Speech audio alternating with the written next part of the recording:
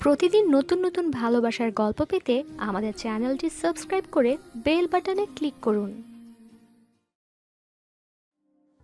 আরে কি ব্যাপার, না জানিয়ে চলে আসলি যে? ছুটি পেলাম তাই চলে এলাম। যা, ফ্রেশ হয়ে রেস্ট নে, আমি রান্না করছি। ওকে ব্রাদার। যা তাড়াতাড়ি। এতক্ষণ যাদের কথা শুনছিলেন, আমি তানভীর আর ও হলো মেঘ। আমরা একজন আরেকজনের জেরক্স কপি। আমাদের পরিবার বলতে আমরা দুজনই। এবার আমরা অনার্স তৃতীয় বর্ষের ছাত্র। বাবা মা আমাদের ছেড়ে অনেক আগে চলে গেছে, তবে আমরা অনেক ধনী, টাকা পয়সার কোনো অভাব নেই। তবে আমাদের চালচলন পুরোই আলাদা। মেঘ হচ্ছে সবসময় স্মার্ট হয়ে চলে, আর আমি সাধারণভাবে চলি। তবে আমাদের ভেতর দারুণ বোঝাপড়া। ব্রাদার, তোমাকে একটু হেল্প করি? দরকার নেই, রান্না শেষ। তাহলে খাবারগুলো টেবিলে সাজিয়ে ফেলি। তাই কর। ওকে। এবার দুই ভাই কাজ শেষ করে খাওয়া দাওয়া শেষ করলাম। মেঘ একটু আগেই রুমে গিয়ে বসলো। অপরদিকে আমি কাজ শেষ করে রুমে গেলাম। ভাবি ফোন দিছিল। ভাবি মানে? কে ফোন দিছিল? তোমার প্রেমিকা নীলা। আরে, ও আমার এক বড় আপু। বুঝি বুঝি। নাও এখন সামলাও তোমারটারে। আমি যাই, আমারটারে একটু প্রেম নিবেদন করে আসি। যা। মেঘ অন্য রুমে চলে গেল। মেঘের প্রেমিকা আছে, তার নাম মেঘা। মেঘ এই নাম শুনেই মেঘাকে প্রপোজ করে। মেঘাও রাজি হয়ে যায়, না হওয়ার কোনো কারণ নাই। মেঘ যথেষ্ট সুন্দর। এবার আমি নীলাকে ফোন দিলাম। ফোন দেওয়ার সাথেই রিসিভ। আপু, ফোন দিয়েছিলেন? কে পিক করেছিল? আমার ভাই। কিছু বলবেন? কাল একবার কলেজে আসতে পারবে? আসবো। আচ্ছা, বাই। বাই। আমার যার সাথে কথা হলো সে হলো নীলা, আমার বান্ধবীর বড় আপু, আমার এক ক্লাস সিনিয়র। আমাকে তার খুব পছন্দ, মানে ভালোবাসে, কিন্তু বলতে পারে না। ইনি আমার সরলতা ও ভদ্রতার প্রেমে পড়েছে। একদিকে সিনিয়র, তারপর মেয়ে, তাই ভালোবাসার কথা বলতে পারছে না। ভালোবাসার কথা কতদিন মনে চেপে রাখবে? তাই নীলা ঠিক করেছে এবার নিজেই বলবে। পরের দিন সকালে আমি রেডি হয়ে কলেজ যাব। মেঘ, শোন, কলেজে যাচ্ছি, তুই বাড়িতে থাকিস, না হলে ঝামেলাতে পড়বি। সেটা আমি জানি, তুই যা। আমি আর কিছু না বলে কলেজে রওনা হলাম। আমরা দুজন কখনো একসাথে বাড়ি থেকে বের হই না, কারণ সবাই গুলিয়ে ফেলে। আমি কলেজে এসে দেখি নীলা একটা শাড়ি পরে বসে আছে। শাড়িতে নীলাকে খুব সুন্দর লাগছিল। আমি মুগ্ধ হয়ে দেখছিলাম। তারপর নীলার সামনে গিয়ে হাজির হলাম। কি ব্যাপার আপু, শাড়ি পরেছেন যে? কেন? আমার শাড়ি পরা বারণ? না, তা নয়, এই প্রথম শাড়ি পরতে দেখলাম তো, তাই। আচ্ছা, কি জন্য ডেকেছেন বলেন। বসো, বলছি। আমি বসার পর বললাম, হ্যাঁ, এবার বলেন। তোমাকে যে কথাটা বলবো তা শোনার পর অবাক হতে পারো, আবার খুশিও হতে পারো। তাই? তাহলে বলেন শুনি। তোমাকে যেদিন প্রথম কলেজে দেখি সেদিন তোমাকে আমার খুব ভালো লেগে যায়। তুমি কারোর সাথে কথা বলো না প্রয়োজন ছাড়া। যখন তোমার সাথে পরিচিত হলাম, কাছ থেকে তোমাকে দেখলাম, তখন ভালো লাগাটা আরও বেড়ে যায়। এই ভালো লাগাই এখন ভালোবাসাতে পরিণত হয়েছে। বিভিন্ন কারণে তোমাকে বলতে পারিনি আমি তোমাকে ভালোবাসি তানবীর। বুঝলাম, কিন্তু আমার পক্ষে এটা সম্ভব না। ওই, ভালো করে বলেছি তাই দাম দেখাচ্ছিস? তুই ভালোবাসবি, তোর বাপ ভালোবাসবে। বাপ থাকলে তো ভালোবাসবে। থাকলে মানে? আমার বাবা মা কেউ এই পৃথিবীতে নেই। ও সরি, বুঝতে পারিনি। না, ঠিক আছে। আজকে থেকে তুমি করে বলবা।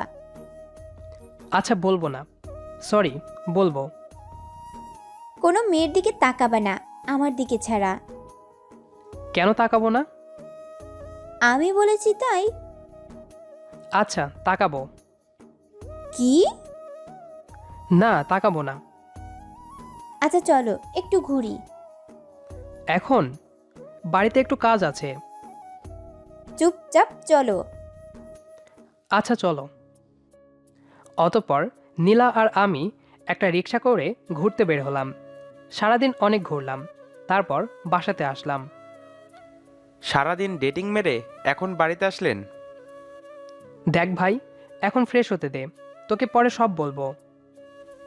আচ্ছা যা, ঠিক আছে। আমরা দুই ভাই খুব ফ্রি, বন্ধুর মতো দুজন দুজনের কথা শেয়ার করি। মেঘ বসে বসে প্রেম করছে। কিছুক্ষণ বাদে আমি আসলাম ফ্রেশ হয়ে। ওই, কিছু রান্না করেছিস? চল, খুব ক্ষুধা লেগেছে, চল। হ্যাঁ চল। দুজন একসাথে সবকিছু গুছিয়ে নিয়ে খেতে বসলাম। রান্নাটা অনেক ভালো হয়েছে। দেখতে হবে না কে রান্না করছে? শিখছো তো আমার কাছ থেকে। ওই, এটা আমি মেঘার কাছ থেকে শিখেছি। তাহলে তোকে তাড়াতাড়ি বিয়ে দিতে হয় দেখছি। কেন কেন? তোর বউয়ের হাতের ভালো ভালো রান্না খেতে পারবো। আমার বউয়ের রান্না আমি একাই খাবো। তাহলে তোকে বিয়েই দিব না। না ভাই, তুইও খাস আমার রান্না, তবে বিয়েটা তাড়াতাড়ি করিয়ে দিস। দেখব। আচ্ছা, সারা দিনের কাহিনীটা এখন বল। সবকিছু বলার পর শুনলি তো। ভাই তুই খুব লাকি। কেন? আমি মেঘাকে 4 মাস ধরে পটিয়েছি, আর তোকে মেয়ে নিজেই প্রপোজ করেছে। তারপর আবার বড় আপু, দেখবি তোকে খুব কেয়ার করবে, শাসন করবে। দেখা যাবে। আমার সাথে পরিচয় করে দিবি না? এখন না, পরে। ওকে, আচ্ছা কাল চলে যাব আমি। আরে এই তো আসলি, আবার কালই চলে যাবি? একটা জরুরি ক্লাস আছে, আর মেঘাকে খুব মিস করছি। ও ফোন দিয়ে কান্নাকাটি করছিল। আচ্ছা ঠিক আছে। এবার মেঘ আর আমি যার যার রুমে গেলাম। রুমে যেতেই আমাকে ফোন দিল নীলা। বলো। কি করছো? এইমাত্র খেয়ে আসলাম। তুমি? কাল কলেজে আসবে তো? তবে একটু দেরি হবে। বের হওয়ার আগে আমাকে একটা ফোন দিবা। আচ্ছা দিব। বাই। বাই। সকালে আমি মেঘকে গাড়িতে উঠিয়ে দিয়ে কলেজে গেলাম। যেতেই দেখলাম নীলা ক্যাম্পাসের নির্জন পালের একটা গাছের দিকে বসে আছে। আমি আস্তে আস্তে নীলার কাছে গেলাম। কি, মন খারাপ নাকি? না, একা একা ভালো লাগছিল না, তাই। ওহ, চলো ক্লাসে যাই। আমার এখন ক্লাস নাই। ওহ, আমার আছে, তাহলে আমি যাই। চুপচাপ আমার পাশে বসো, কোথাও গেলে ঠ্যাং ভেঙে দেব। আচ্ছা। কিছুক্ষণ দুজনেই চুপচাপ। আচ্ছা, এভাবে চুপ করে কি করব? আমাকে দেখো। তোমাকে তো দেখি, আবার কি দেখব? তো অন্য কাউকে দেখতে যাওয়ার ইচ্ছা হচ্ছে? আরে না না। এই, তোমার ফেসবুক আইডিটা দাও তো তানবীর। কি করবে? তোকে দিতে বলেছি, দিবি নাকি কারো সাথে রঙ্গলীলা করিস? আরে না না, এই নাও, পিচ্চি পণ্ডিত এটা। সত্যি? হ্যাঁ, কেন? তুমি গল্প দেখো? হ্যাঁ, মাঝে মাঝে। আমি তোমার অনেক বড় ফ্যান। ফ্যান? তাহলে বাতাস দাও। মোটেও ফাজলামি করবা না, আমি কিন্তু তোমার বড়। তাহলে প্রেমও করব না, বড়দের সাথে প্রেম করতে নেই। কে বলেছে প্রেম করতে নেই?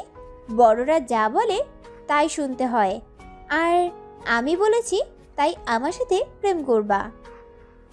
আচ্ছা। হঠাৎ করে নীলার ক্লাসমেট রাজের আগমন। লিধি, তোমার সাথে আমার কিছু কথা ছিল। বলো। একটু সাইডে গেলে ভালো হতো। যা বলার এখানেই বলো। আমি তোমাকে ভালোবাসি দিদি। কিন্তু আমার পক্ষে তোমাকে ভালোবাসা সম্ভব না।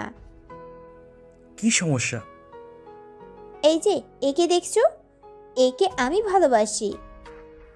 হাউ ফানি, তোমার থেকে জুনিয়র একটা ছেলেকে ভালোবাসো তুমি? যাও নিজের রাস্তা মাপো। রাত চলে গেল। তারপর আমি শুরু করলাম। ছেলেটা কিন্তু খারাপ না, তুমি ওর সাথেই প্রেম করতে পারতে। এই, তোকে এত বুঝতে কে বলেছে? আমি যা করব সেটা আমার ইচ্ছা, মোটেও বেশি কথা বলবি না। যা বলবো সেটাই শুনবি। ওকে। মুডটাই খারাপ করে দিলি। চল বাসায় যাব। আচ্ছা চলো। রাতে ফোন দিবি। রাতে আমি নীলাকে ফোন দিতে যাব, এমন সময় মেঘের ফোন। কি রে, হঠাৎ ফোন দিলি? ভাই আমারে বাঁচা। কি হয়েছে? ভাই মেঘাকে বিয়ের জন্য বাসা থেকে চাপ দিচ্ছে। ওর বিয়ে হয়ে গেলে আমি বাঁচবো না। প্লিজ তুই কিছু একটা কর। আচ্ছা, আমি কাল তোর ওখানে আসছি, দেখি কি করা যায়। সকালেই রওনা দে। আচ্ছা ঠিক আছে। ফোন কেটে দেওয়ার পর আমি ভাবতে লাগলাম কি করব এখন। এসব ভাবতে ভাবতে নীলাকে আর ফোন দেইনি। নীলাও রাগ করে আমাকে আর ফোন দেয়নি। ভোর হতেই আমি রেডি হয়ে রওনা দিলাম যশোরের দিকে। ও বলাই হয়নি, মেঘ যশোরে পড়াশোনা করে, কিন্তু আমি বুঝতেই পারছি না কি করব আমি। ভাবতে ভাবতে যশোরে পৌঁছে গেলাম। ভাই কিছু ভেবেছিস? আরে আসলাম, একটু রেস্ট নিতে দে, পরে বলছি। আচ্ছা ফ্রেশ হয়ে নে, বিকেলে মেঘা আসবে। আচ্ছা ঠিক আছে। ফ্রেশ হয়ে খেতে আয়। দুই ভাই এবার খেতে খেতে কিছু আলোচনা করলাম, কিন্তু শেষে ডিসিশন নিলাম সরাসরি বিয়ের প্রস্তাব দিব। বিকালে আমি বাইরে বসে পেপার পড়ছিলাম, আর মেঘ একটু বাইরে কাজে গেছিল। তখনই মেঘা আসলো। একটু রেগেছিল, কারণ মেঘ চিন্তায় মেঘার ফোন ধরেনি। মেঘা এসেই আমার হাত থেকে পেপার ফেলে দিয়েই ঠাস করে একটা চড় মেরে দিল। ওই, আমার ফোন ধরিস না কেন? আমাকে বিয়ে করতে পারবি না সেই জন্য? জানতাম তুই একটা ঠকবাজ। চুপ কেন, কথা বল। আপনি তো একাই বকছেন, আমাকে কিছু বলার সুযোগই দিচ্ছেন না। আপনি করতেছিস কেন? ভালোভাবে বল, আমাকে বিয়ে করবি কি না? আসলে হঠাৎই নীলার ফোন। হ্যালো নীলা। ওই, তুই কোথায়? আমাকে ফোন দিস নাই কেন? আমি একটু সমস্যাতে আছি, তাই তোমাকে ফোন দিতে পারি। মেঘা ফোন নিয়ে নিল। ওই মেয়ে, তুই কি চাস? আরে ওকে ফোন দিয়েছিস কেন? আর ওকে ফোন দিবি না, বুঝেছিস? ও, এই জন্য আমার সাথে কথা বলছিস না, তাই না? নতুন একটা পেয়েছিস তাই আমাকে ভুলে গেছিস। ওই থামো। কেন থামবো? আমার উত্তর দে। হ্যাঁ, আমি মেঘ না, আমি তানভীর। ফাজলামি করিস তাই না? আরে আপু, আমি মেঘের আগমন। এই যে আসেন, এনাকে সামলান। এই, তুমি কে?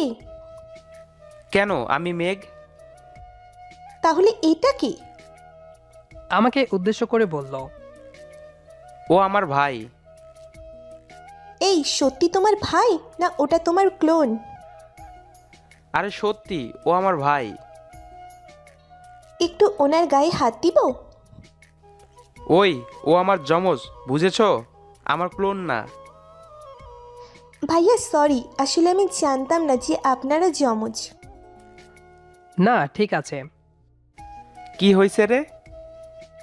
আরে মেঘা আমাকে যা বলেছে সমস্যা না, কিন্তু নীলা ফোন দিয়েছিল, ও নীলাকেও ধমক দিছে। তাহলে তো তোর গেল, এখন কি হবে? সেটাই ভাবছি, বাড়ি গেলে আমাকে ফাটাবে। একটা কাজ করা যেতে পারে। কি তাড়াতাড়ি বলো। মেঘা, তুমি নীলা আপুকে সরি বলবা। আচ্ছা ঠিক আছে, তানভীর ভাইয়া নীলাকে ফোন দেন। ভুলেও নাম ধরে ডাকবে না, কেন ভাইয়া? কারণ নীলা আমাদের তিনজনের থেকে বড়। হ্যাঁ। অতঃপর মেঘা নীলাকে সব বুঝিয়ে বলল। এবার মেঘ আর মেঘার বিয়ের কথা বলতে মেঘাদের বাড়িতে তিনজনে। মেঘ, তুই বাইরে থাক, আমি ডাকলে ভেতরে আসবি। কেন? যা বলছি তাই করবি। মেঘা চলো। হুম। ভিতরে গিয়ে আমি সোফাতে বসলাম আর মেঘা গিয়ে তার বাবা মাকে ডেকে আনলো। এই ছেলে, তুমি সেদিন মেঘার সাথে ছিলে তাই না? সরি আঙ্কেল, ওটা আমি ছিলাম না। ফাজলামি করো, আমি নিজে দেখেছি তোমাদের। না বাবা, ওটা ছিল মেঘ। তাহলে এটা কি? এটা মেঘের ভাই তানভীর। মানে কি? কিছুই বুঝতেছি না। আমি বাইরে থেকে মেঘকে ডেকে আনলাম। আঙ্কেল, আমরা জমজ। আচ্ছা বলো, কি বলতে চাও? আঙ্কেল, আপনি হয়তো জানেন মেঘ আর মেঘা দুজন দুজনকে ভালোবাসে, তাই বলছি ওদের দুজনের বিয়ে দিলে ওরা সুখে থাকবে। বিয়ের পর খাওয়াবে কি? ছেলে তো বেকার। আঙ্কেল, আমাদের যা আছে তা আপনার মেয়ে 100 বছরেও শেষ করতে পারবে না। তো তোমাদের পরিবারে কে কে আছে? আমরা 2 ভাই। তার মানে তুমিও ব্যাচেলার? জি। তাহলে আমার পক্ষে এই বিয়েটা দেওয়া সম্ভব না। কেন আঙ্কেল?